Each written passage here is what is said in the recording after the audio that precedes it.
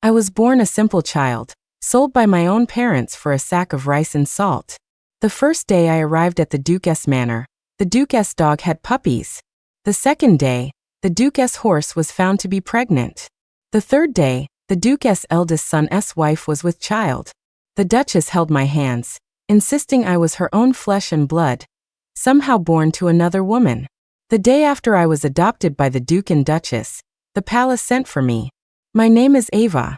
Not the kind of name you find in storybooks. It's the kind that means extra. Unwanted. When I was born, I didn't cry, I only smiled. My father thought I was a little lucky star.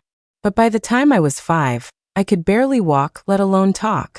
All I did was suck my thumb and smile that goofy grin. My parents were convinced I was an idiot. Honey, we've already got 5 kids. The older ones can at least help around the house. But this little fool who is ever going to marry her? We can't feed her forever.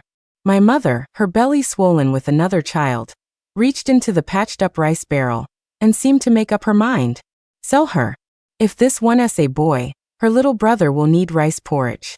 She's just another mouth to feed. In the dead of winter, with drool frozen to my chin, my father stuffed me into a burlap sack and sold me to the gilded cage. He asked for 20 silver pieces, but they only gave him 5. He didn't dare argue. He just dropped me and ran. The madam at the gilded cage asked if I could dance. I sucked my thumb and promptly fell on my butt. She asked if I could paint. I used my spit to draw a little dog nose in the dirt. The madam cursed my father for a liar. Within minutes, she found a broker to get rid of me. Just take her. A few pennies will do. I don't have time to raise a simpleton. Out in the biting north wind, the broker worried I'd freeze to death, so he stuck me in a haystack. You wait right here. Don't move. I listened. I stayed perfectly still. Soon, the snow had turned me into a little snowman, with only my eyes peeking out. The broker returned with an old woman. Nanny Wu, the girl is still young, she won't eat much. And she's a farm kid, a hard worker. The broker pulled me out of the snowdrift and shook me by the arm. The old woman looked me up and down. I gave her a little grin and started sucking my thumb again. Hiss. It was cold and salty. The old woman led me through a set of massive, vermilion gates. The gates were bigger than my family's entire hut. The woman said, the Duke's manor doesn't need more servants. But I saw you, so small and wearing just a thin shirt in this cold. The Duke and Duchess are kind people. You can stay and empty the chamber pots. With my hands frozen like carrots, I tugged on her sleeve. Tummy hungry. The old woman gave me 2 hot meat buns. I clutched my buns and squatted by the dog kennel to devour them. As I was eating, the dog squatted down next to me and started giving birth. I was so startled I nearly fell backward into a chamber pot. Doggy doggy. With a bun still in my mouth, I scrambled to find the old woman. She thought I'd gotten into a fight with the dog over the bun, and impatiently dragged me back to the kennel. But when we got there, a whole litter of puppies was squirming and whining on the ground. Nanny Wu's jaw dropped. She looked from the dogs to me, then rushed to find a basket, gathering up the mother and her pups and taking them into a warm room. I was left standing there in the snow, completely bewildered. I was too small to lift the heavy chamber pots, so I had to push them slowly. When Nanny Wu saw this, she took me off that duty. She was afraid I'd fall into a cesspit, and they'd never be able to fish me out. I was sent to the stables and told to feed the foals. This is the Duke's favorite little colt. You feed him 4 times a day. Use this basin for the hay. No more, no less. If you feed him too much, he'll bloat and die. With a piece of straw sticking out of my hair and more stuff down my collar, I fidgeted and asked Nanny Wu with a silly smile, Colt eats hay. Ava eats buns. She sighed and went back to the kitchen to get me another bun. I didn't eat it. I tucked it inside my shirt. I was afraid of being hungry, afraid there would be nothing to eat tomorrow. There were no blankets in the stables, and the wind whistled through the cracks in the walls. I was so cold I couldn't even feel my own head. I burrowed my tiny body into a pile of hay. I yawned, and then I fainted from the cold. When I opened my eyes again, the stable was full of people. They were all gathered around the mare, so they didn't notice me in the corner haystack. How strange. The Duke's prize mare is so picky. She's rejected every stallion we've brought her. How is she suddenly pregnant? And a month along at that? The heavens be praised. In 10 months, we'll have a new foal. The Duke will be overjoyed. Thump. I tumbled out of the haystack, startling everyone. I rubbed my sleepy eyes and pointed at the horse's belly. Two little horses. No one understood what I was trying to say. To be honest, I didn't really understand it myself. I just said whatever came to mind. Where did this child come from? Sleeping in the stables? Nanny Wu recognized me and quickly had a servant bring me some thick clothes. I touched the sleeve with my grubby little hand. I'd never seen clothes so beautiful and warm. Good heavens, child. What were you doing sleeping in here? You could have frozen to death. Don't you know that? I didn't know I wasn't supposed to sleep there. All I knew was that wherever I could sleep, that was my home. Nanny Wu wrapped me in a big cotton padded coat and brought me into a room. It was toasty warm, even warmer than the sun on a spring day. In the middle of the room sat a large copper basin, glowing red and radiating heat. I reached for it, but my hand was slapped away. Silly girl, that's a fire basin. Your hand would be ruined. I stuck my stinging hand in my mouth and smiled until my eyes crinkled into slits. Nanny nice. Oh, you poor thing. Nanny Wu sighed and left the room, telling me to sleep on the bed from now on, not in the stables. I sort of understood. I hadn't forgotten about feeding the colt. Once my hands and feet were warm, I toddled back outside. The colts were taller than me. They had a mommy and a daddy too. Their parents' knees were higher than my head. The colts weren't hungry, but Ava was. I followed a faint, delicious smell to a house with smoke curling from its chimney. I stood by the window, trying to peek inside, but I was too short to see over the sill. Who's out there? A pretty lady opened the door to the fragrant room. Her hands were covered in something white, like snowflakes. I craned my neck, trying to make sure she could see me clearly. Little horse full. Ava hungry. A servant came up behind the lady and whispered in her ear, "That's the little girl Nanny Wu bought yesterday. She's a simpleton. They put her in the stables to feed the horses. Just give her something and send her away." The pretty lady went back inside and came out a moment later. She stuffed 2 large griddle cakes into my arms, along with something warm, sweet, and fragrant. "Don't come around here again. This is the young master and mistress's courtyard. You don't want to disturb them, or Nanny Wu will get in trouble." I nodded dumbly and ran back, clutching my cakes. I didn't see the ice on the path and took a huge tumble, but I didn't hit the ground. I landed in a soft, fragrant embrace. I looked up and my eyes went wide. She looked just like the fairies painted on the festival lanterns. "Fairy, you smell so good, pretty fairy lady." I was so happy I dropped my cakes in the snow. Hey, where did this little rascal come from? Such rude hands. If you startle the young mistress, not even 10 of your lives would be enough to pay for it. Vera, stop it. She's just a child. What's your name, little one? Which courtyard are you from? My name Ava. I feed little horse. I stumbled over my words, trying to string them together so the fairy lady wouldn't think I was a simpleton too. Ha ha ha. Such a cute child, and you feed the colts. The fairy really did like me. Look how happy she was. From my little adventure, I managed to get 2 griddle cakes, a roasted sweet potato, a bag of sweet pastries, and a coat embroidered with flowers and lined with soft, white rabbit fur. I hugged my heavy bounty and tried to think of something else to say to the fairy lady, but the girl named Vera beside her was glaring at me, muttering that I was just a beggar. "Is there anything else you need? I'll have Vera get it for you." Her hand was softer than silk. She gently touched my cheek, and it felt so warm. I pointed at her belly. "Brother." 2 of them. Then I hugged my treasures and ran off as fast as I could, afraid that Vera would change her mind and take everything back. Before dawn, a fierce, cold wind blew through my blankets, chilling me to the bone. My teeth chattering, I opened my eyes to see Nanny Wu dressing me. There was a hint of a smile in her eyes, and her movements were gentle. She instructed me, "When you see the Duchess, you must be on your best behavior. Have you forgotten what I taught you?" I didn't know who the Duchess was, but anyone living in a house this big had to be as beautiful as the fairy lady. Confused, I nodded my head with all my might. At the first crow of the rooster, Nanny Wu led me out of the room. Nanny, my cakes. My stomach was rumbling. I wanted to run back and get my cakes, but she scooped me up. You won't be needing cold cakes anymore. Not ever again. A sudden fear gripped me. My heart soured, and my lips trembled. Was Nanny Wu getting rid of me, too? Was she going to sell me to someone else, just like my father did with the burlap sack? I fell to my knees on the ice, clutching her pant leg. Little horse, not hungry. Not full. Ava, not hungry either. Nanny, don't leave me. Nanny Wu's face was full of joy. I figured she was happy to be rid of a burden like me. She picked me up and carried me into an even bigger courtyard. I was mesmerized by the sight. What a magnificent house. It was bigger than the hill behind my village. Suddenly, my eyes widened. Sitting inside was yesterday's fairy lady. Next to her was an even more magnificent woman, like a queen from a fairy tale.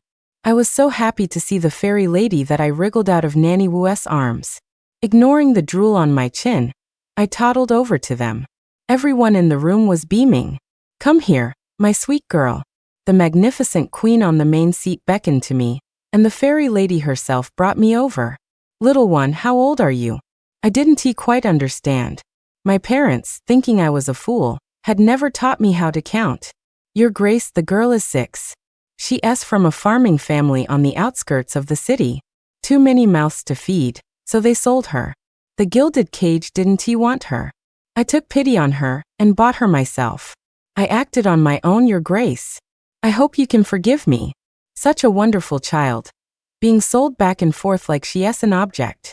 The woman holding me, the one they called Your Grace, slammed her hand on the table. I was so startled I slid to the floor. She picked me up again, dusted off my bottom, and smiled more gently than my own mother ever had. My mother had never smiled at me. My dear daughter-in-law, don't you just adore this child? The moment I saw her yesterday, I loved her. I felt like she was my own little sister. I wanted to give her every treasure in my room. The fairy lady smiled at Nanny Wu. Nanny Wu has a good eye. She's brought a real treasure into our home. The second I laid eyes on her today, it was like finding my own precious heart. I gave birth to 3 rowdy boys, and by the time I was old enough to want a daughter, it was too late. My sweet girl, will you call me Mama from now on? Mama? But my mama didn't want me. My lip quivered. Mama doesn't want Ava. The Duchess's eyes turned red. She kissed me soundly on the cheek. What kind of parents are they?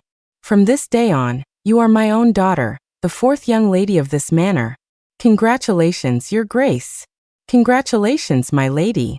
Nanny Wu, you no longer need to manage the outer courtyard. The girl is young and needs someone steady to look after her. From now on, you will care for the young lady. I listened to their words, but it was all a blur. I didn't really understand, but I had a feeling that I wouldn't be sold again. The fairy lady came over, took my hand, and placed it on her belly. She smiled like a flower dripping with dew. If it weren't for my little sister's words yesterday, I would never have known I was 3 months pregnant. Is it really 2? The imperial physician from the palace just confirmed it. It's twins. The heavens be praised. A lucky star has been sent to our manor. They all told me that from now on, I should call the fairy lady sister-in-law, and the woman holding me Mama. I grinned, drool and all. It was wonderful. Ava had a mommy and a daddy. Ava wasn't an unwanted extra anymore. Nanny Wu held my hand, drawing lines on a piece of paper that formed a pattern. She pointed to each character. Ava Song. That's your name. I couldn't read, but I understood this was my new name. They said I was the Ava sent by the winter snow, so they called me Ava Song. They hoped that with every snowfall, the Duke's manor would be blessed with abundance. Everyone in the Duke's manor, when they saw me, wanted to smother me with kisses. I didn't know what they liked so much about me, but I was happy that someone did. It meant that Ava wasn't extra after all. I was in the courtyard, learning how to dig in the snow from a puppy, when 2 people appeared behind me. So you're the little girl my mother just adopted? The boy was very forward. As he spoke, he squatted down beside me, grabbed a handful of snow, and made a little duck that he placed in my hand. Nanny Wu curtsied. Good day, young masters. The puppy sat beside them, wagging its tail happily. I didn't know them, so I copied Nanny Wu. Good day. A snot icicle was hanging from my nose, right above my mouth. When I looked up, the two boys burst out laughing. The one who made the duck was much shorter than the other one. He only had to tilt his head to talk to me, not bend over. He was the one laughing the hardest. I giggled and placed the little snow duck on his head. Hello, brother. The duck says hello too. He froze, and the laughter died on his lips. He probably just wasn't a smiley person. The older brother took the duck off his head. Father is back from court. Let us go greet father and mother, then we can come back and play with our sister. I watched them go inside, then without a care in the world, I dove back into the snow. That night, Nanny Wu held me in her lap and taught me how to count on my fingers. I learned quickly. I now had a mommy, a daddy, 3 brothers, 1 sister-in-law, and another one on the way. I could count so fast. I wasn't that stupid after all. Nanny Wu told me that from now on, I would never have to worry about being hungry again. I could have a hot meal whenever I wanted. She also said that, like other noble girls, when I got a little older, I would have to learn to read, do needlework, and practice etiquette. These were things I had never even heard of before. They sounded strange. Just having a full belly was good enough for me. Before falling asleep, I tugged on Nanny Wu's sleeve and asked timidly, Nanny, I'm not going to be sold again, am I? Nanny Wu hugged me tightly. I felt something warm and wet fall onto my head. Never again, little one. Never again. It snowed again in the morning. Nanny Wu wrapped me in a large cloak, carrying me out like a giant dumpling. I was told I had to go and greet my new mama every morning. I liked my new mama. Mama took me into a carriage, saying she was taking me to an even bigger house. Mama's house was already huge. A house bigger than Mama's house, how magnificent must that be? Mama told me this was the Imperial Palace, the biggest house in the world. The most important uncle and auntie in the world wanted to meet me. I was about to suck my thumb, but Nanny Wu swatted my hand away. I blinked. What does most important mean? It means they are the best and most powerful people in the world. They work hard for the people, so no one goes hungry. The people respect them and love them, and that makes them the most important. As Mama gently explained this, she dotted my forehead with plum-colored rouge. I couldn't see myself, but I imagined I looked as cute as a snowman with a carrot for a nose. This place called the palace was enormous. All I could see above me was a vast, blue sky after the snow, with no sign of the city's drum tower. The Empress, the auntie, seemed to like me a lot. The moment I entered the room, she had me sit beside her. She gave me pastries that were prettier than lanterns. The Emperor, the uncle, pinched my cheek and pointed to his own belly, asking me if there were any little brothers or sisters inside. I answered, poop. The Emperor stopped smiling. The Empress laughed so hard she swayed like a flower in a storm. Your name is Ava, right? Why don't you look and see what's in your auntie's belly? I thought for a long time, then shook my head. There were probably no little brothers or sisters. I saw that the auntie looked sad. I didn't want such a beautiful person to be sad. I wanted her to be happy and smile all the time, just like Ava. When Mama wasn't looking, I stuck my finger in my mouth and mumbled, Auntie works hard. The baby sister's heart hurts for you. The baby sister doesn't want to make Auntie hurt. A baby sister? Your Majesty, it's Zoe. It's our little Zoe. She never left us. I think I must have done something wrong, because I made the auntie cry so hard. I hugged her and wouldn't let go, trying to wipe away her tears with my cheek. Auntie, don't cry. The baby sister will be sad. The baby sister will come back. Mama stood up. Your Majesties, she's just a child. Please don't take her words to heart. But the auntie said it's all right. My little Zoe was about her age. Duchess, you are truly blessed to have found such a precious girl. It's a fortune I can only envy. The emperor said he wanted to make me a lady. What was a lady? A lady is someone who receives offerings from the people of a county. Little Ava has good fortune, and this way, the people can share in her luck, the empress explained. I sort of understood. I remembered what Mama had told me in the carriage. The people give offerings to Ava, so Ava is important too. If Ava is important, she won't let them have hungry tummies. The emperor and empress stared at me for a moment, then burst out laughing. That's the logic. Duchess, this precious girl of yours isn't simple at all. The people outside are spreading nonsense. I think she has more sense than half the old fossils in my court. In just a few days, I had gone from an unwanted country girl to a lady, personally titled by the Emperor and Empress. I didn't know what this meant for my life, but as long as I had a full belly and a warm bed, I was content. I held Mama's hand as we walked along the palace path, my feet making deep and shallow prints in the snow. A few ladies whispered behind my back, saying I had gotten ridiculously lucky, a sparrow turning into a phoenix. Mama scolded them for me. Mama said I was a godsend to the Duke-S family, and no one was ever allowed to bully me again. You're the Duke-S family, a noble house. How can you be so utterly heartless? Who is this ruffian, daring to cause a scene at the Duke-S manor? Bah! You people from the Duke-S manor kidnapped my daughter, and now you want to even admit it.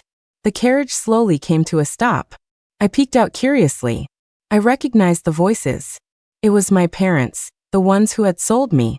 A twisted face suddenly yanked back the curtain, pressing close to mine. I screamed. My vision went black, and I collapsed into Mama's arms. Ava, my dear girl. It's your real father. Don't you recognize me? My head throbbed, and my eyes couldn't focus. The bad memories from my childhood flooded back like a broken dam. I remembered, when I was born, they said it was another girl. I grew up on thin rice gruel, never knowing the taste of milk. I would smell the meat cooking at the neighbor's house, but I never knew what meat tasted like. They said I was a jinx, that I had chased away their chances of having a son. There was never enough to eat, never enough warm clothes. My sisters cried all the time, but I never shed a single tear. Then one by one, my sisters were sold off as brides. My mother got pregnant again. The doctor said this time it would definitely be a boy. To make sure my mother had enough to eat, I was sold too. Ava, I'm your real mother. It's only been a few days, and you've found wealth and forgotten the parents who gave you life. You ungrateful brat. I'll beat you to death. My new mama moved, wrapping me tightly in her fox fur cloak. Then she roared, "Who are the heartless ones here? Everyone knows the truth. The two of you stand here twisting right and wrong. Aren't you afraid of God striking you down? You were willing to sell a child this small to the gilded cage. Even that place has more of a conscience than her own father." My birth father stammered, You're lying. You kidnapped my daughter. You're the kidnappers. Give me back my daughter, and you have to pay me compensation. Nanny Wu, go get the official papers for everyone to see." The papers clearly stated that I had been sold by my father to the gilded cage, who then sold me to a broker, who then sold me to the Duke-S manor. It had all happened so fast that my deed of sale hadn't even been registered with the government before I ended up at the Duke-S manor. The official documents were clear. I was the adopted daughter of the Duke-S family, not a serf, not a slave. My birth father was speechless. He couldn't form a single word. Finally, he just sat down on the ground and started wailing. Oh, the injustice. The kidnappers are twisting the truth, and my own daughter won't acknowledge her parents. This is killing me. It took a long time for my headache to subside. I poked my little head out from the cloak and said to Mama, "Mama, let me go down." Mama froze for a moment, a look of sudden surprise mixed with deep worry on her face. "Ava, don't go. They aren't worth it." "It's okay, Mama. I'm not afraid." I gathered my skirt and with my short legs, scrambled down from the carriage.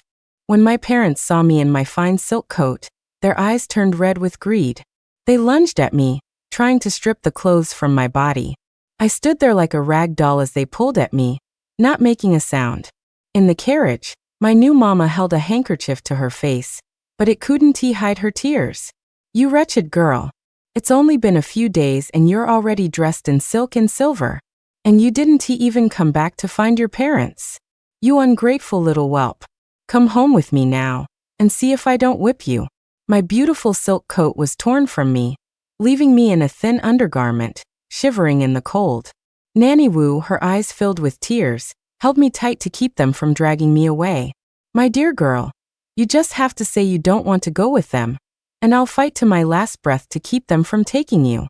My birth father suddenly changed his tune. "Ava, I was wrong before. Your mother and I, we miss you terribly. You people stole my daughter, but I want to report you. Just give me 50 silver pieces, and I'll take my girl home." A cold wind whipped the snow into a swirl. I was so cold I couldn't speak. The street was full of people. They were all pointing at my new mama, laughing at her. The carriage curtain fluttered, and I saw my new mama crying. I didn't want this wonderful woman to be scorned and laughed at because of me. My teeth chattering, I said to Nanny Wu, "Ava will go. So Mama won't cry. Can't let them laugh at Mama." I was surprised that I could speak a whole sentence, but my mind still felt slow. Nanny Wu looked uncertainly at the Duchess, then back at my birth parents. With a nod from the Duchess, she pulled out 50 silver pieces and threw them at my father. His eyes narrowed into slits as he smiled. I was led away, looking back every few steps. I didn't know if I had done the right thing, but I couldn't let my good mama be spat on by others. I wanted to shout to everyone on the street that my new mama was the best person in the world, not a kidnapper. My steps were small, and I stumbled as they dragged me along. As soon as we turned the corner, my father sold the coat he ripped off me. "Shopkeeper, how much is this worth?" "This material is tribute silk from the south. It's worth 1,000 coins a foot. You couldn't buy this whole outfit for 200 silver pieces." My father's jaw dropped. My mother's eyes looked like they were about to fall out of her head. My father turned to me, a sly smile on his face. "Ava, if we sell these clothes, your little brother and your mother's belly won't go hungry. I'll go buy some meat, and we'll have stew for dinner." I was so cold my vision was blurring. A part of me, deep down, didn't want them to sell the coat. It was a gift from my fairy sister-in-law. I couldn't speak. Soon, I lost consciousness. My father sold me again. As I drifted in and out of consciousness, I could hear him haggling over a price. He must have thought I was some kind of lucky charm, a golden goose he could sell over and over for a profit. This girl is my own daughter. We've just fallen on hard times, otherwise, who would sell their own child? She looks decent enough. Name your price. 300 silver pieces. 300. You might as well be a robber. Do you think you're selling a golden pig? No thanks. Find another buyer. I might not have been a golden pig, but I was certainly his money tree. Once a person gets a taste of greed, it's impossible to stop. This time he didn't even bother with a sack. He just slung me over his shoulder like one and sold me to a brothel. In my final moments of awareness, I thought I saw an angel coming to get me. Perhaps this world was just too cruel. I felt like a piece of drifting seaweed, finally settling into a warm spring. Then I heard the sound of crashing and shouting. Were the angels in heaven fighting too? I woke up groggily, finding myself wrapped in a fox fur cloak with a warm water bottle in my arms. I saw that fierce handmaiden Vera, holding a large pitchfork and jabbing it viciously at my father. "You black-hearted monsters! You didn't even leave a little girl her clothes? Have you no soul? If the Duchess hadn't had us follow you, she'd be a frozen corpse by nightfall." I shifted slightly, and the person holding me noticed, looking down with concern. It was the handsome third brother from Mama's family. I had never known what it felt like to cry, but in that moment, my heart felt like it was tied in knots. I couldn't control the twitching of my lips. I buried my face and let out 2 loud sobs. Hearing me, Vera hit them even harder. "You soulless creatures. Why doesn't God just strike you both down with lightning? Did you really think you could get away with this? Our young lady was personally titled by the Emperor and Empress. She is a lady. And you dared to sell a lady to a brothel? That's a crime punishable by death. You'd be better off sold as mules, but that would be a waste of good feed. Scum. From the look of it, if my birth mother hadn't been pregnant, Vera would have beaten them both to death." I buried my head in the third brother's chest, not wanting to move. A strange feeling washed over me. I might be slower than other children my age, but I had feelings too. Being thrown away, over and over again to say it didn't hurt would make me a true monster. "Don't cry, Ava Song. You are a daughter of the Song family.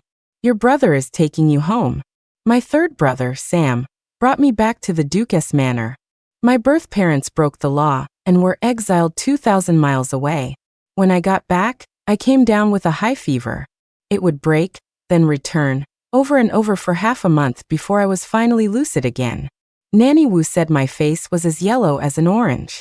Mama stayed by my side, growing so weary that white hairs appeared at her temples. Daddy even skipped the morning court session, saying he would wait for me to wake up. My eldest sister-in-law, despite being pregnant, brewed medicine for me 3 times a day. My second and third brothers sat by my bed and read to me, so I wouldn't be scared if I woke up to an empty room. They were the best people in the world. I was a little snowflake, nurtured by their love. I grew wild and free. In the blink of an eye, I was 13. My eldest sister-in-law had 4 children, and I was constantly surrounded by my little nephews.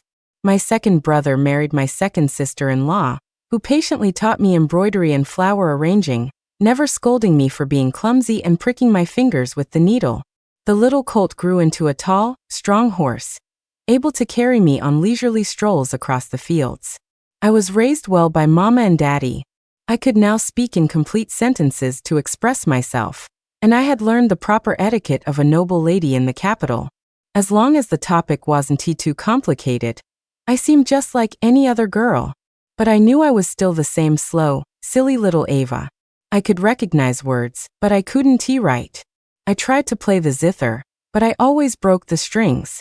But Mama never called me a fool. She would just smile and say, "My little Ava doesn't need to learn all these fancy things. You are our family's precious pearl. You can stay home with us forever." Little Ava's happiness is the most important thing. Happiness. I was happy every day.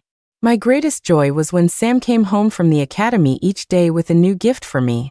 3 days ago it was a kite, the day before a crab-shaped lantern, yesterday a cage of fireflies, and today he brought home a person. I stared blankly at him. He wore a pale blue robe, was handsomer than my third brother and taller too. Sam told me, "This is Leo Shun. I told you about him before. He is the best at archery and riding at the academy." I remembered. A while back, I had asked Sam to teach me how to ride, but he said his skills weren't good enough and he was afraid I'd fall. He promised to find the best teacher for me. When I heard he would teach me to ride, I was so excited I forgot to wipe the mud off my hands. I reached out and grabbed his sleeve. "Brother Leo, teach me to ride the big horse. I want to go fast." Leo was even gentler than Sam. He took out his own handkerchief and carefully wiped the mud from my hands. His hands were so much bigger than mine, making my own look as delicate as a porcelain doll's. "All right, we'll go very fast." I sat on the back of our family's fastest horse, feeling the evening breeze on the training grounds. Before me were the swirling, changing clouds, the brilliant colors of the sunset, and the wild geese soaring across the sky. They were my whole world. I was the happiest girl alive. Leo told me, "Little Ava, you're not a stubborn stone. You're a diamond in the rough, a moon hidden by clouds. One day, the world will see your light." Leo taught me how to ride, shoot a bow, and catch wild rabbits. I tried my best, but I always fell off the horse, my arrows never hit the target, and the rabbits always outsmarted me and made me trip. He never called me stupid. Whenever I failed, he would comfort me gently, just like Mama, and then patiently teach me all over again. Leo was a good person. He was the sunrise of my youth. When I was 14, the emperor held a palace banquet. It was the second time Mama and Daddy had taken me to the palace. Sitting beside the empress was a girl brighter than the sun. I guess she was the little sister who had made the empress cry so sadly all those years ago. The other ministers' daughters played instruments and recited poetry. I couldn't do any of that. I could only eat. Forgive my boldness, but I've heard that the Duke's youngest daughter is as beautiful as the moon and incredibly talented, captivating countless nobles in the capital. Today, I would be so bold as to request a glimpse of the fourth young lady's divine grace. I had no idea what she was talking about. I just kept my head down and stuffed my face like a squirrel. Sam poked my cheek. I shot him a dirty look. "She is talking to you. Stop eating." Sam snatched the chicken leg from my mouth and put it in his own. I looked up, my face half covered in grease, my eyes wide with confusion. The girl walked up to me. Seeing my messy face, she let out a disdainful sneer.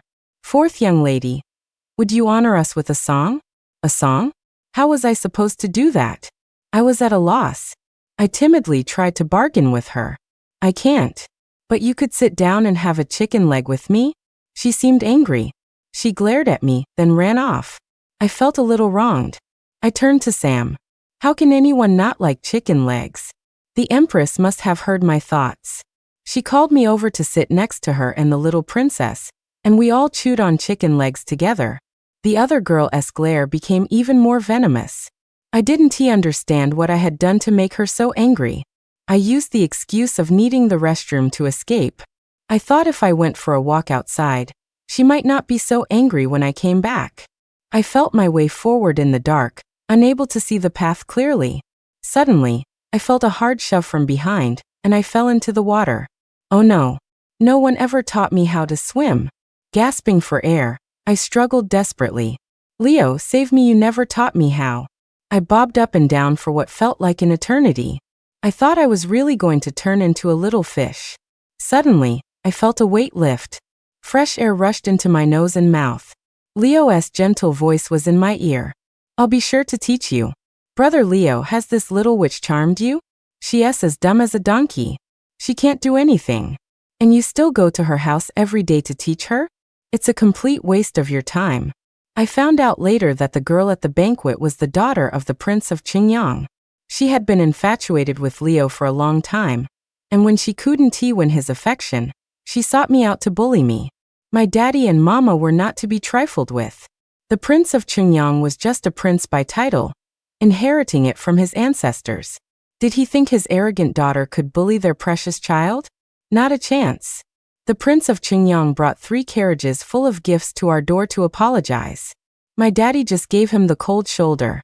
The prince's son was beaten black and blue by Sam, his face swollen like a steamed bun. He was furious but dared not say a word. Leo knelt before my daddy and mama, holding his own mother's memorial tablet, and swore an oath to marry Ava Song, to treat only her well for all eternity, and to never let anyone bully her in the slightest.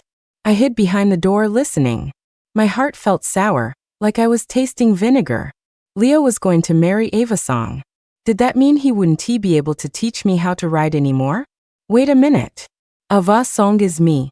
Sam was furious when he found out. He pointed a finger at Leo's nose and yelled, I invited you to my house to be my little sister's teacher, and you're trying to steal her away as your wife? I'm telling you, no way. I was hiding behind the door again. I peeked through a crack and said meekly, the way is right here, Sam.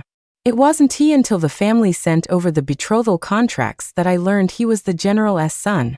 No wonder his riding and archery were so much better than Sam's. Leo was a young general.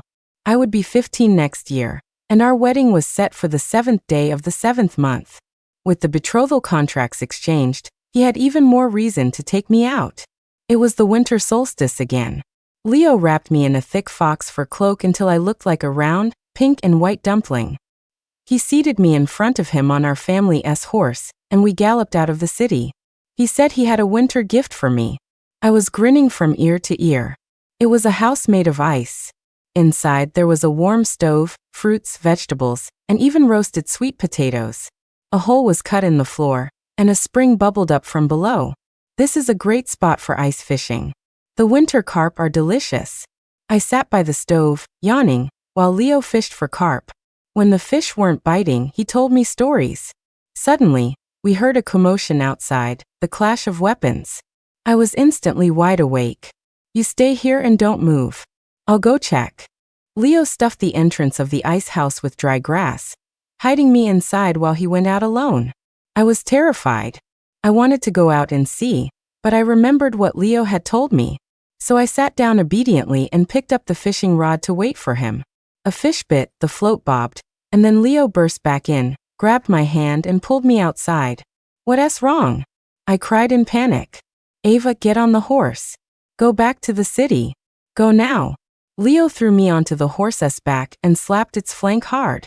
The horse took off like a shot towards the city gates. I clung to its back, terrified I would fall off again.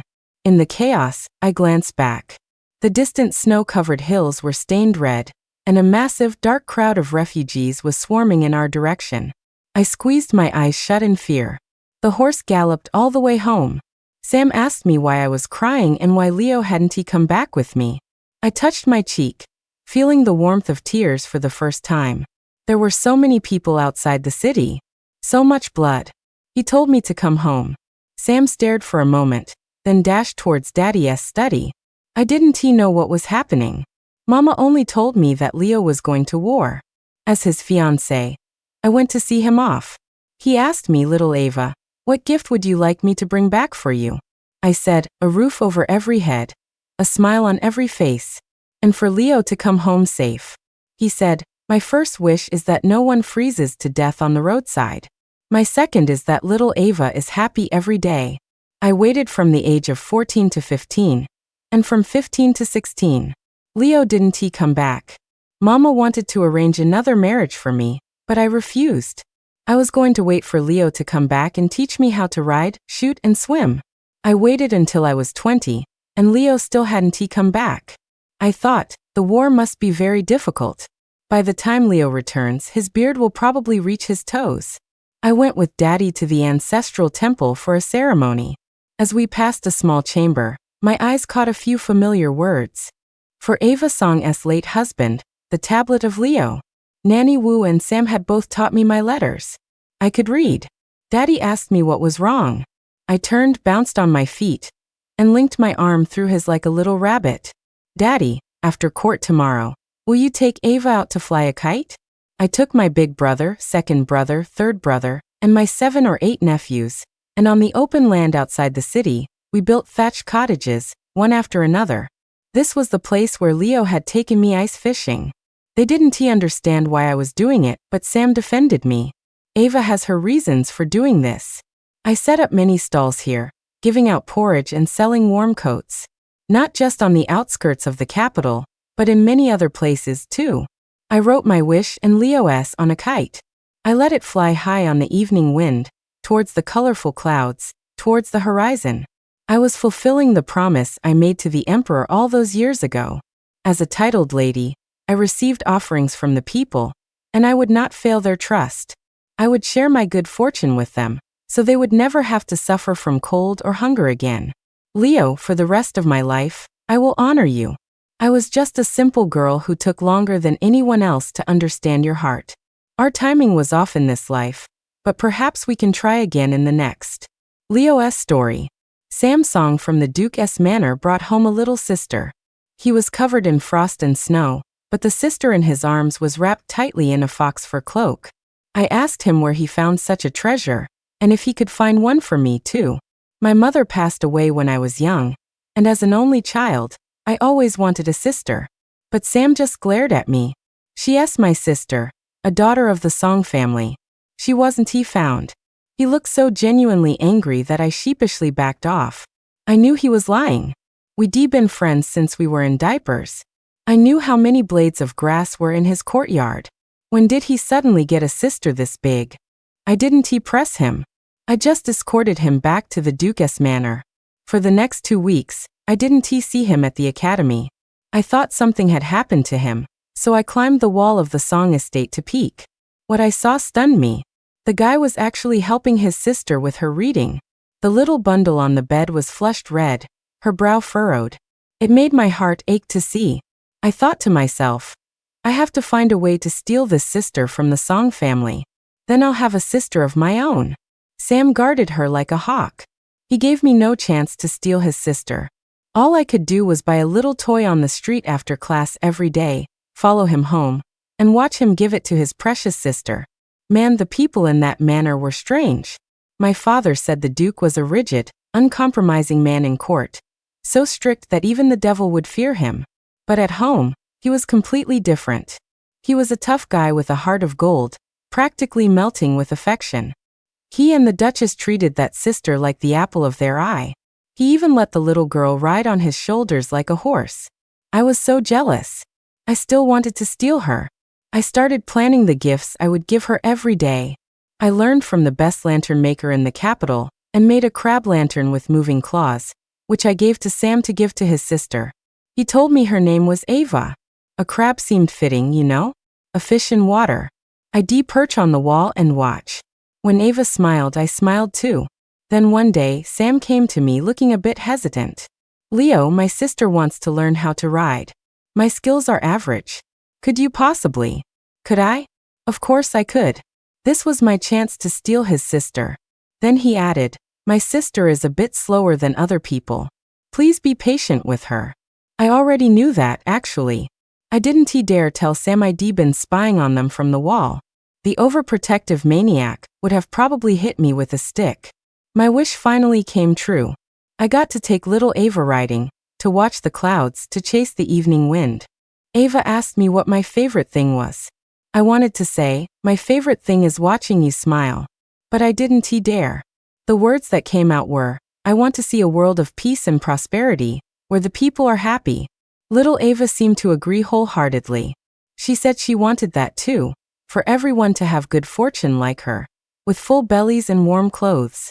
Little Ava was such a kind, good girl. The first time Ava went to a palace banquet, it was because I begged my aunt, the Empress, to have the Duke bring her. I wanted my father to see her for himself. She was the most wonderful girl in the world. I had no intention of marrying the daughter of the Prince of Qingyang. But that night, the little princess pushed my Ava into the water. When I heard the cries for help, my heart seized. I ran faster than Sam. I heard little Ava calling for me to save her. The truth is, I couldn't swim either, but I jumped in without a second thought.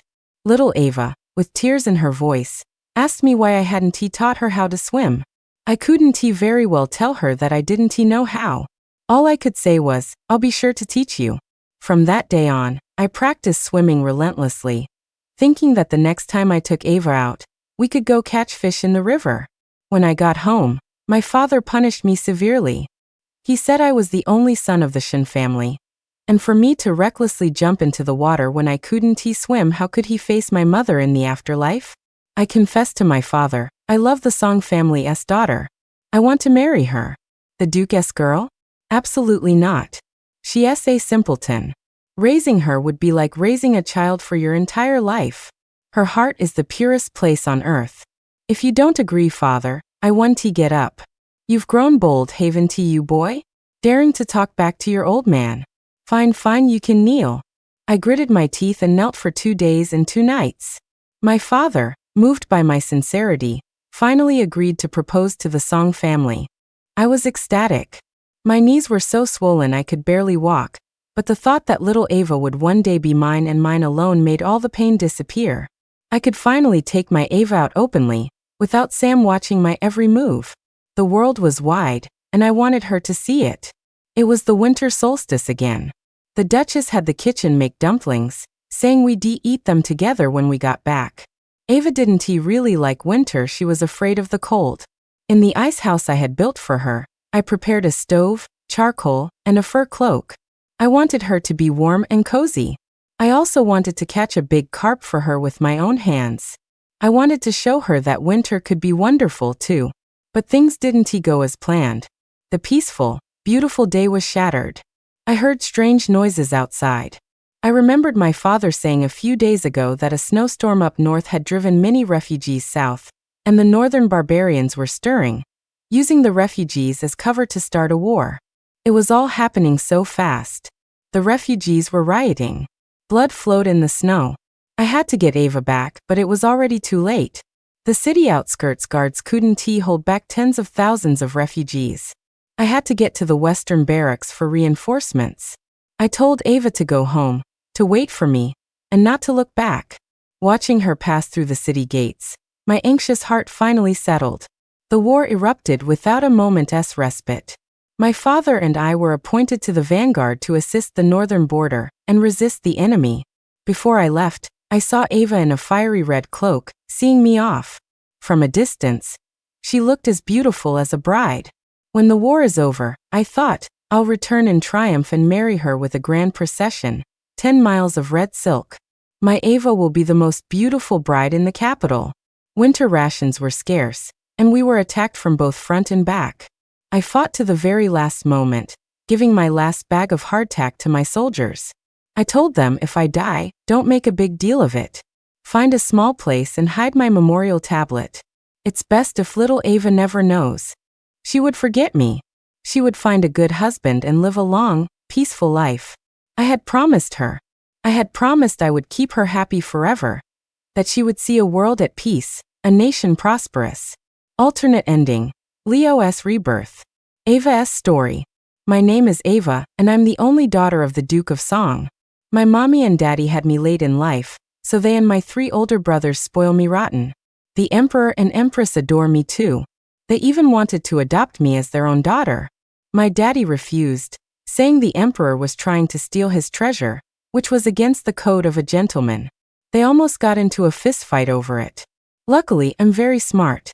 I gave both my daddy and the emperor a big smooch on the cheek. The left cheek is for daddy, the right is for my god daddy. Little Ava has 2 daddies. You have to pinky promise not to bully each other. I puffed out my chest proudly, like a little rooster. Who said you can't please everyone? I bet I could please even more people. The emperor was delighted and snatched me from my daddy's arms. Come on, god daddy will take you to play with little Princess Zoe. I waved my little hands enthusiastically at my daddy, telling him not to miss me too much. Daddy was so mad his mustache was practically flying off his face. He called me his leaky little coat. But even though he was scolding me, he couldn't hide his smile. I thought to myself, little Ava isn't a leaky coat. Little Ava is going to become a big, warm coat. The charcoal that keeps everyone warm in winter. The umbrella that shields them from the rain. The emperor praised my ambition, saying I had the spirit of a warrior. He said our little Ava is the mightiest little seedling. One day, she will grow into a great tree, providing the charcoal to sustain the people and the umbrella to usher in an era of peace. Look at that foolish song girl, giving money to beggars again. The Duchess is such a sharp woman. How did she end up with such a soft-headed daughter? Yesterday, I saw her give several pairs of knee pads to the city gate guards. Those were made with fabric from the Southern Weaving Bureau. What a waste. She'll never learn the value of money. Who would ever marry such a spendthrift? I heard this kind of talk every day. All the other girls in the capital said I was a fool. A spendthrift fool. I was hurt. I went home with a long face and asked my mommy and daddy. All the other girls say little Ava is a fool. Mama, when you had me, did you give all the brains to my 3rd brother and have none left for me? Mama burst out laughing. I figured it was because I looked so pathetic when I cried. Mama asked me, well, little Ava, do you think what you did was right? I twisted the corner of my dress, thought for a long time, and then answered, it was right. The soldiers don't just guard the city gates, they guard the capital. They guard everyone's peace and safety. To treat them badly is to treat the people badly. And then no one would be there to protect Ava and let her ride her big horse every day. Mama, her voice as gentle as water, pulled me into her arms. Then little Ava should do what she thinks is right. Don't be afraid of anything. Daddy and Mama are always right here behind you. I thought so too. What I was doing wasn't foolish. Otherwise, why would the emperor have the 2nd prince help me make porridge and build warm shelters every day? That would make the emperor the fool's own father, wouldn't it? I patted my little head, my conviction growing stronger. It was the winter solstice, and it was snowing again. I didn't really like snow, but I still wanted to go and see if the guards at the gate were warm and had enough to eat today. The 2nd prince said I was too small and would disappear if I fell into a snowdrift. He was 5 years older than me and twice as tall, so he just put me on his shoulders. From up there, I could see the bustling streets, not just a bunch of moving legs. I saw an old woman on the street selling lanterns. One of them was a blue-green crab. When she held it and squeezed the handle, the crab looked like it was alive. I asked the 2nd prince to lend me some money. I wanted to buy that crab lantern. The 2nd prince just pinched my cheek and smiled. If little Ava promises to be my wife, I'll buy you anything you want. I was about to ask him what a wife was when another, older boy bought the lantern. I panicked. I jumped down from the princess' shoulders and chased after the lantern. My legs were too short, my steps too small. I was jostled by the crowd. My foot slipped, and I landed right on my bottom on the icy stone path. It hurt so much I was about to cry, but then a big crab lantern appeared right in front of my face. I stared blankly at the dancing, glowing crab, then followed the arm up to a face with a smile so warm it could melt the winter cold. The lantern is for you. Don't cry, Ava. Be happy. There was a new person in our house. It was the boy who gave me the lantern. His name was Leo Shun. He and my third brother were inseparable. Leo was at our dinner table for every single meal. But he was strange. He would sit next to Sam, but his eyes were always darting towards my rice bowl. I clutched my bowl of chicken legs and declared, if you want to steal, steal Sam's chicken. Don't even think about mine. Whenever I said that, he would just chuckle quietly. I figured he was up to no good. I pushed my bowl away. I wasn't hungry anymore. I was going to the palace to play with Zoe. Leo said it was getting late, and by the time my little turnip legs got me there, the palace gates would be locked. I stuck my chin in the air. The Empress gave me the second princess pass. She said I can go play with Zoe whenever I want. Leo's bright white smile suddenly vanished. He whispered something to Sam, and my palace pass was taken away. I was on the verge of tears. I knew I shouldn't have shown off. Leo was a big meanie. I was wrong. Leo was a good egg. He actually dared to hold me and ride a horse with me. Not riding on my daddy's shoulders, but really, truly flying on the back of our family's horse. I was so shocked my mouth hung open. Even Sam couldn't ride like that. Leo just said, there are a lot of things your third brother can't do. From now on, whatever you want to learn, I'll teach you. The horse ran so fast, I was afraid I'd fall off. But Leo held me so tightly that I felt as safe as if I were in our family carriage. He must have been a god in a past life. How else could he be so amazing at such a young age? My admiration for Leo turned into a waterfall of drool. I reluctantly offered him my most prized chicken leg. Chicken leg. It's delicious. If you eat it, you have to take me riding every day. Sam said I was a shrewd bargainer. That he could hear my abacus clicking all the way from the academy. Leo is a prodigy, a genius. You think you can buy him with one chicken leg?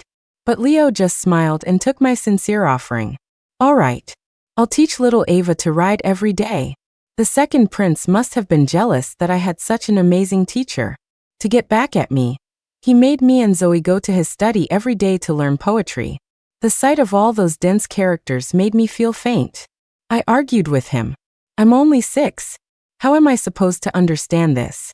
The second prince replied, the prince of Qingyang's daughter could play chess at 4 and recite 100 poems by 5. Do you want her to laugh at you for being a fool? I did not. I had disliked that princess since I was little. She was always trying to bully me.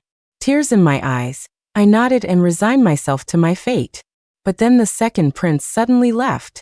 A palace maid said that a young master from the Shen family had come to challenge him to an archery match. Zoe and I were so relieved. We snuck out to watch. Leo drew his bow. The arrow flew like a shuttle, piercing the clouds and hitting the bullseye dead center. The second prince's arrow landed next to it. A strange excitement burned within me.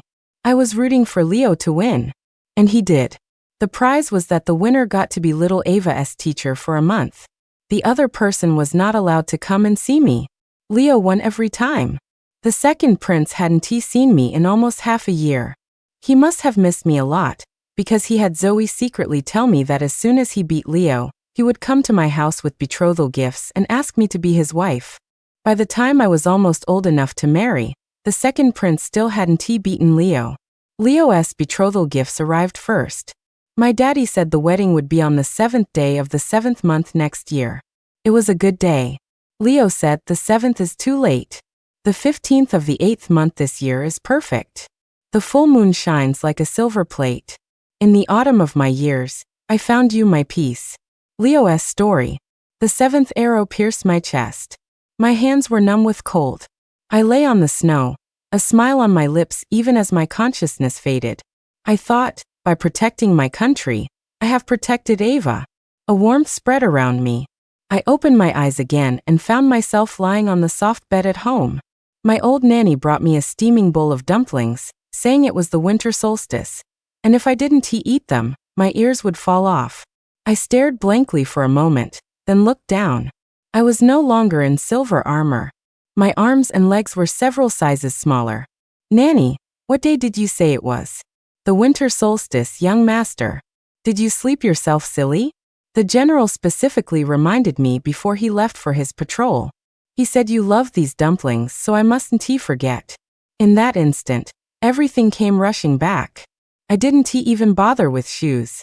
I ran outside like my life depended on it. My nanny was so shocked she nearly dropped the bowl. She chased after me with my shoes and cloak, yelling at me not to catch a cold. How could I care about that? Today was the day little Ava was brought to the Song family. I ran blindly, nearly tripping over the threshold. My heart prayed, "Wait for me, Ava. Please be okay." I waited in front of the Duke's manor for half an hour, my hands and feet nearly frozen, until I finally caught Sam coming home from the academy. "Where's your sister? Where's Ava? Where is she? Didn't you bring her back?" "Bring Ava back from where?" "She went to the market with the second prince." "Hey, you never used to care about my sister. What's up with you today?" My mind went blank. For a moment, I couldn't figure out what was wrong. Wait. Ava shouldn't know the second prince. I grabbed Sam. "When did Ava come to your family?" What a strange question. She came out of the same womb as me and my brothers. She has been in our family since she was born. "What, you want my mother to adopt you?" I didn't have time for banter. I ran in the direction he pointed. The crowd was dense, but my little Ava was nowhere to be seen. Just as I was about to despair, I heard a voice behind me. "If little Ava promises to be my wife, I'll buy you the lantern." I whipped around. It was the moon I had longed for in my dreams. The next second, I was filled with rage. That was my little Ava. No one was going to take her from me, not even a prince. I beat him to it and bought the crab lantern. This was my betrothal gift to her. Only I could give it. The next moment, little Ava fell on her bottom. It looked like it hurt. Her face was turning red. I suppressed my panic, put on a calm expression, and held out the lantern. "The lantern is for you. Don't cry, Ava. Be happy. Don't cry, Ava. It breaks my heart." Little Ava smiled. That smile seemed to cross mountains and brave oceans, to travel through the river of time, and finally land in my heart. I thought, in this life, I will never, ever let you go. My mission was clear. I had to cultivate our relationship from a young age, especially with this little fool. She was still my same old fool. So kind and stubborn it made my heart ache. She had pity for every living thing. She couldn't bear to see suffering. She cared about whether the soldiers were warm and fed. She was the bright moon emerging from the clouds. But the second prince was the stumbling block on my path to the moon. He was always trying to sneak my Ava away to be his wife when I wasn't looking. He even gave her his own pass. If she became his wife, who would be my wife? My jealousy flared. I gritted my teeth and told Sam, "The second prince has ulterior motives. He is going to steal your sister." The Song brothers were extremely protective. First, the emperor was eyeing her, now the second prince. We made a pact and confiscated little Ava's pass. She was so mad she wanted to hit me, but she was barely as tall as my waist. I said, "Don't be mad. I'll take you riding." Little Ava's obsession with riding was a constant. She said that when I took her riding, she felt a strange sense of peace, that even if she fell asleep, she wasn't afraid of falling. Those words were like honey in my heart. What was mine would stay mine. No one could take her away. The second prince was relentless. While I was at the academy, he took Ava to the palace again. I wanted to fight him, but reason told me I couldn't challenge a superior. I had to win this like a gentleman, fair and square. I made a bet with the second prince. 1 match a month. Whoever won got to spend time with Ava. I won every time. The second prince was miserable. This ridiculous contest gradually evolved into a pile of betrothal gifts. My treasure was being eyed by tigers. I couldn't relax for a single moment. I was terrified that the separation from my past life would repeat itself. I doubled my studies, graduated at the top of my class at 16, and debated with the brightest minds in the imperial court. I boldly advised the emperor to strengthen the borders, reduce taxes, open the granaries, and listen to the people's needs to prevent disasters. My father reprimanded me for this several times, but my heart was clear. I had to do my best, to give my all. That was the right path. Fortunately, the emperor was a wise ruler. He approved and adopted my suggestions. He said I was very much like someone else. Someone equally pure, kind, loyal, and devoted. Who does your majesty think I am like? The Duke of Song's little daughter, Ava. In the end, the second prince couldn't beat me. He picked up his last arrow and clapped me on the shoulder. Ava is a good girl. I can see how you feel, and I can see how she feels. I was just competing with you for pride. I knew her first, after all. Don't you dare fail her. 2 lifetimes. How could I ever fail her? The Duke said the wedding would be on the 7th of the 7th month next year. I thought the 7th was an unlucky day. Too much could happen in a year. I used all of my family's resources, and my aunt the Empress added 18 palanquins of gifts to my dowry, a procession grander than that of a crown prince. I knelt in the ancestral hall, and swore an oath in blood. Liu Shen swears before the ancestors of the Song and Shen families to cherish Ava Song for all eternity, to protect her and keep her safe. If I break this vow, may I be thrown into a cauldron of boiling oil, and have my tongue torn out in hell. The Duke, though reluctant to let her go, was moved by my sincerity and agreed to a wedding on the 15th of the 8th month. The moment I lifted her veil, everything that came before felt like a dream. This was the treasure I had longed for across 2 lifetimes. The bright moon finally shone upon my heart. My wife is now 6 months pregnant, with a little bean trailing behind her, but she still can't sit still. Every winter, she makes dozens of cotton coats and knee pads to give to the city guards. She has to go to the city gate every day to check on them, and I don't dare leave her side for a moment. Finally, one day, my curiosity got the better of me. Little Ava. Why do you come to see them every day? Little Ava told me, seeing them warm and fed gives me peace of mind. The Emperor and Empress both say I'm a lucky child. If I really am lucky, I want to share some of that luck with them. I pulled little Ava into my arms, an indescribable ache in my heart. Little Ava, your luck was shared with me too. The person in my arms stirred. She looked up with that cherubic face and said sweetly, Leo, have we met in a past life? Yes, we certainly have. To see you once is a blessing for 1,000 lifetimes. The end.